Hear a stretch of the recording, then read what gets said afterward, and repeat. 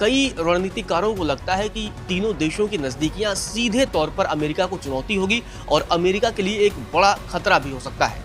तो ये चेतावनी लगातार दी जा रही है। आपको बता दें कि पहले वहां की विपक्षी पार्टी डेमोक्रेट्स ने भी टैरिफ मसले को लेकर ट्रंप की तीखी आलोचना की थी, तो दूसरी तरफ कोर्ट भी तीखी टिप्पणी कर रहा है और ट्रंप से सीधे तौर पर सवाल पूछ रहा है कि आप मनमानी टैरिफ कैसे लगा सकते हैं, आप देश को डुबो देंगे, बर्बाद कर देंगे।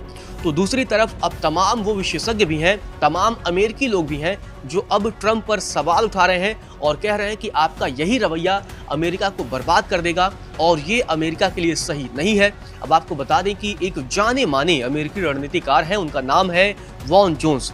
उन्होंने बड़ी चेतावनी दी है टैरिफ के मसले को लेकर और जिस तरीके से पूरी दुनिया में अमेरिका के खिलाफ कई देश एकजुट हो रहे हैं, उसमें भारत भी कहीं न कहीं अमेरिका के खिलाफ लगातार अब जाता हुआ दिख रहा है। क्योंकि जब भारत के प्रधानमंत्री नरेंद्र मोदी चीन दौरे पर गए, वहां रूसी राष्ट्रपति व्लादिमीर पुतिन और शी जिनपिंग के साथ एससीओ समिट में मुलाकात हुई और तीनों देशों के नेताओं के बीच इस मुलाकात का सीधा संदेश अमेरिका तक गया था।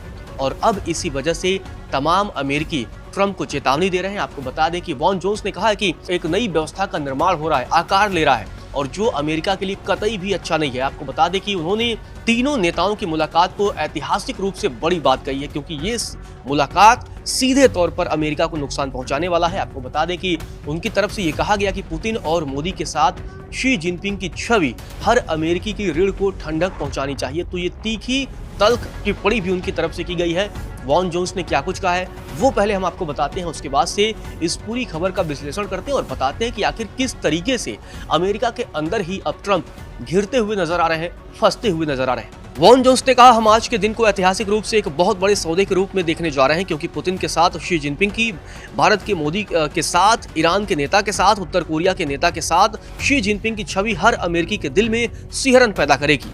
अमेरिकी राजनीतिक विश्लेषक वॉन जोन्स ने यह भी चेतावनी दी है और सुझाव भी दिया है कि अमेरिका एक बॉक्स में है जहां देश को त्रिकोण के बुरे पक्ष को छोड़ दिया गया है। मतलब अब एक बॉक्स में सिमटता जा रहा है, अलग थलग पड़ता जा रहा है।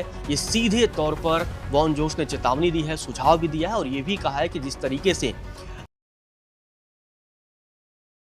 इस बात का भी जिक्र किया है कि जिस तरीके से चीन में जब मिलिट्री डे परेड का आयोजन हुआ, वहां दुनिया के 26 देशों के नेता पहुंचे थे और ये उन देशों के नेता थे जो अमेरिका की नीतियों का लगातार विरोध करते हैं।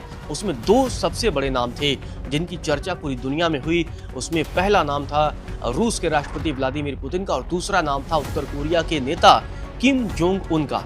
और आप देखेंगे कि ये दोनों कट्टर अमेरिकी विरोधी माने जाते हैं। इसके अलावा ईरान के प्रधानमंत्री भी पहुंचे थे। तो ऐसे तमाम देशों के वो नेता पहुंचे थे जिनके बाद से अब अमेरिकी लोगों को भी डर सताने लगा है कि कहीं अमेरिका दुनिया में अलग थलग न पड़ने लगे। वैसे भी अब बहुत से लोग कह रहे हैं कि अब अमेरिका भले से अपने आप को सुपर पावर मानता है, लेकिन अब अमेरिका में वो वाली बात नहीं है जो आज से 20-25 साल पहले हुआ करती थी। जो ताकत और जो दमदारी आज से 20-25 साल पहले अमेरिका की थी, अब वो दमदारी नहीं है। अब आपको बता दें कि वॉन जोन्स ने आगे भी कहा, यह एक नई विश्व व्यवस्था है, वे इसे बहुध्रुवीय दुनिया कहते हैं। मैं इसे पश्चिम अब एक बॉक्स में कहता हूँ। हर कोई हेनरी किसिंजर को पसंद नहीं करता है, लेकिन उसने हमें त्रिकोण की दाईं ओर लाने का एक तरीका निकाला। इसीलिए यह अमेरिका और चीन एक साथ थे और रूस अकेला था। अब हम त्रिकोण में खराब स्थिति में हैं। हर कोई हमारे खिलाफ है। यह अमेरिका के लिए अच्छा नहीं है, यह हमारे लिए अच्छा नहीं है। तो देखा आपने सीधे तरीके से अब ये मतलब उनका कहना है कि एक टाइम पे रूस अलग थलग था, लेकिन अब अमेरिका अलग थलग पड़ता दिख रहा है, अमेरिका एक बॉक्स में जाता दिख रहा है और ये अमेरिकी लोगों के लिए और हमारे लिए बिल्कुल भी अच्छा नहीं है। तो ये सीधी चेतावनी अब अमेरिकी लोगों की तरफ से ही अब ट्रंप को दी जाने लगी है और ये आशंका भी जताई जाने लगी है कि आने वाले समय में अगर ट्रंप का यही मनमाना रवैया रहता है तो निश्चित तौर पर अमेरिका को इसका खामियाजा